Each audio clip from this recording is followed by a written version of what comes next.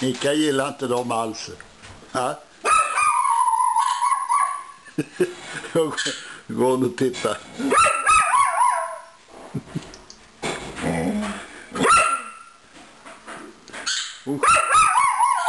Hon skäller på...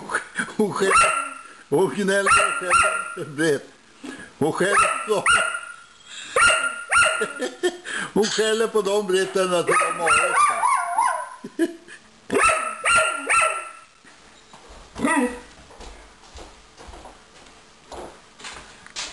Hon skäller på dem ända till de har åkt, vet du. Ja.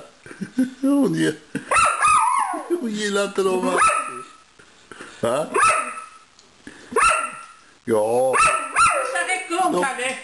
Ja, det tror jag. Vet. Ta en till, Anna. Ja. Det är bara att ta en till, det är inga problem. Ja, nu har de åkt, Mika.